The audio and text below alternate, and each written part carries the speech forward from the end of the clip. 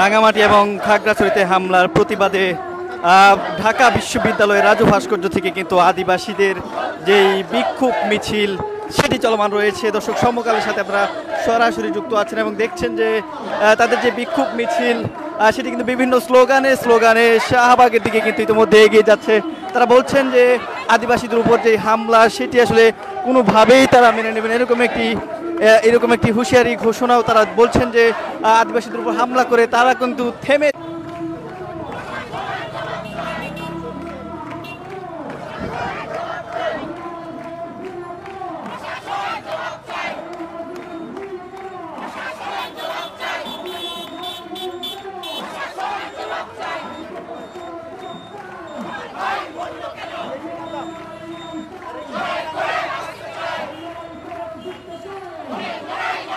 দর্শক দেখছেন যে তারা বিভিন্ন স্লোগানে কিন্তু রাজু ভাস্কর্য থেকে তাদের যে মিছিল কার্যক্রম সেটি শুরু হয়েছে এবং শাহবাগের দিকে কিন্তু সেটি যাচ্ছেন এবং তারা বলছেন যে সেনা শাসনের অবসান কিন্তু তার খাগড়াছড়ি রাঙ্গামাটি সহ সে সকল এলাকায় আসলে সেনা শাসন সেটি তারা চাচ্ছেন না। তারা বলছেন যে সেখানে সেনাবাহিনীর মদদে স্থানীয় যেই সেটেলার বাঙালি রয়েছে তারা হামলা চালিয়েছে, এরকম ঘোষণা, এরকম দাবি কিন্তু আসলে আদিবাসী যারা রয়েছেন, ঢাকা বিশ্ববিদ্যালয়ের ছাত্র জনতা যারা রয়েছেন আদিবাসীদের, তাদের পক্ষ থেকে কিন্তু জানানো হচ্ছে এবং সেটির প্রতিবাদ জানিয়ে কিন্তু তাদের যে মিছিল সেটি কিন্তু ইতিমধ্যে রাজু ভাস্কর্য থেকে শাহবাগের দিকে যাচ্ছেন এবং তারা বিভিন্ন স্লোগানে কিন্তু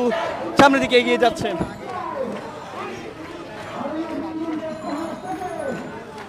দেখছেন যে তারা বিভিন্ন প্লে কার্ড বানিয়ে তারা কিন্তু তার যে মিছিল কার্যক্রম সেটি কিন্তু চলমান রেখেছেন এবং সেখানে কিন্তু বলছেন যে আদিবাসী নারীর নিরাপত্তা নিশ্চিত করো, আদিবাসী হিসেবে সাংবিধানিক স্বীকৃতি চাই, এইরকম লেখা কিন্তু দিয়ে তারা কিন্তু তাদের যে মিছিল কার্যক্রম সেটি কিন্তু চলমান রেখেছেন।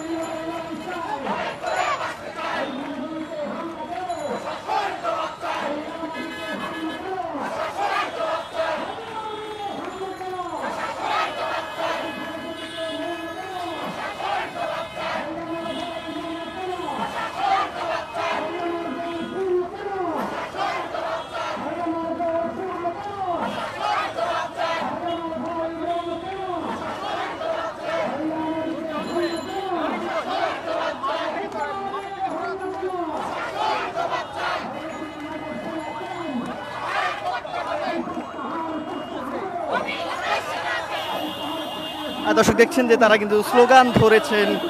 অবিলম্বে সেনা শাসন প্রত্যাহার করতে হবে, এরকম স্লোগানে কিন্তু তারা কিন্তু রাজু ভাস্কর্য থেকে শাহবাগের দিকে যাচ্ছেন।